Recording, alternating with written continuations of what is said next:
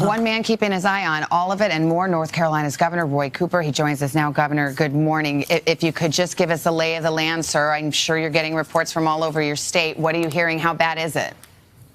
We are. North Carolina has made strategic plans for this, but now it's time to move from preparation to determination. We've had over 100 people in New Bern, North Carolina rescued, people rescued from a hotel in Jacksonville, North Carolina. We have search and rescue teams who are standing by, ready to go. People are waiting for the light of day, not only to see about the damage, but also to be ready and to be in place to rescue people. We're dealing with significant storm surge, with historic rains that in many places are going to be measured in feet and not inches. But I do believe we're ready for this. We have no reported storm-related deaths at this point. We've evacuated a lot of people from our coastal areas. Obviously, some are still there, and we need to make sure that they're rescued and taken care of. We have 157 shelters across the state, almost 20,000 people in those shelters. And of course, we're approaching 350,000 people who have lost power, and we know that number is rising even as we speak.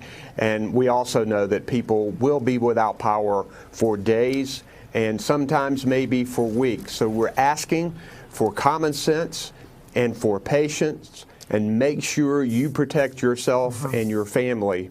Dial 911 if there's an emergency. Dial 211 for information about shelters and other help. But we don't want people getting out in this storm right now. Well, and we should point out, too, Governor, that there's a lot of urgency here because, especially for the folks in New Bern and other communities like that, there is a small window to get some of these folks who are trapped out before that high tide comes rolling in at 11:30. So are you guys equipped and prepared to work quickly to get people out before that high tide comes? There are search and rescue teams there ready to go. We have our local, our state, our federal. We have help from 19 states. We knew that these situations were going to occur. We do have a significant storm surge that's pressing against a big river with historic rains on top of that. That water has nowhere else to go. And so we're going to see high water in some of our cities, and we know people are going to need help. And we have brave men and women who are first responders who are there to help them and to save them and take them to higher ground. All right, and Governor, just real quick, this is a slow mover. Al keeps talking about one of the big problems with this storm is it's just sitting and parking. So again, we were talking about how, people are going to look out and say, wow, you know, we escaped this thing.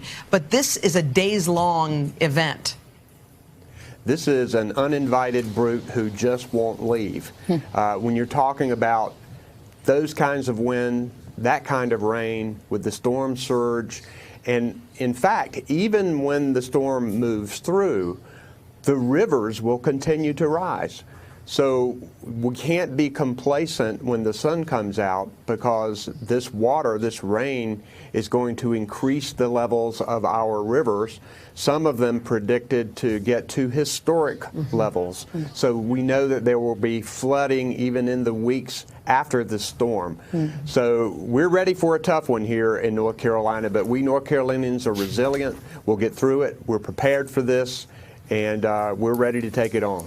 You've got your work cut out for you. Governor, it's good of you to spend some time with us this morning on a busy morning. Thank you.